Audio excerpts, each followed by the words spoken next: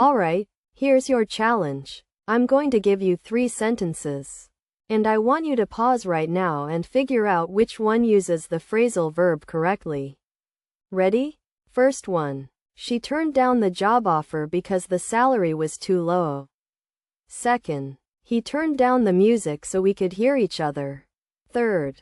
They turned down to the beach yesterday. Which one is wrong? Think about it for 10 seconds. Go. Okay, time's up. The answer is number 3.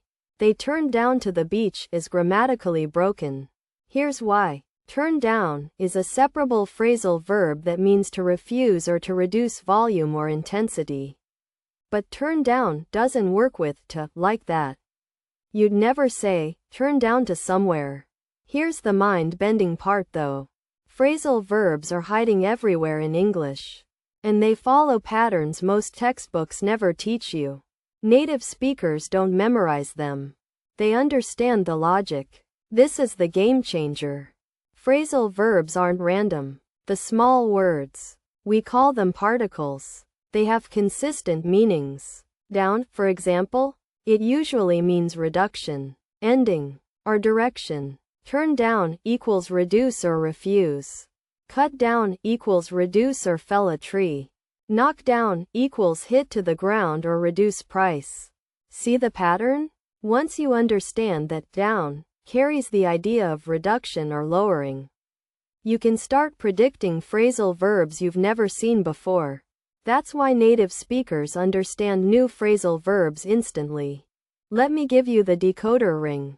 Common particles and what they typically mean. Up usually means increase, improvement, or completion. Down means reduction, ending, or lowering. Out means removal, exposure, or exhaustion. Back means return or reversal. Off means separation or removal. Over means repetition or completion. On means continuation or starting. With means tolerance or companionship. Here's a practical example. You already know, give up, right? To stop trying. Well, give out. To distribute or to become exhausted. Give back. To return. Give in. To surrender. Same verb.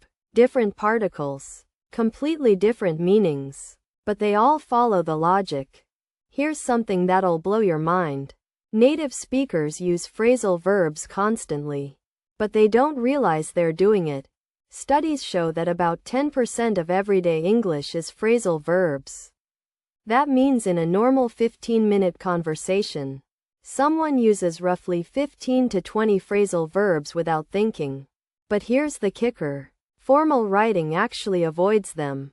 That's why your boss's emails use postpone instead of put off, or investigate instead of look into. Phrasal verbs are informal, conversational, and absolutely essential for sounding natural.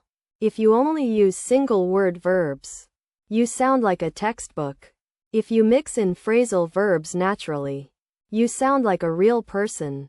Alright, here's your mission. Find 3 phrasal verbs in the next English media you consume. A movie, podcast, or article. Write them down. Don't just see them. Feel them. Notice how they fit naturally. Then, take one phrasal verb and say it out loud 3 times in a sentence about your life.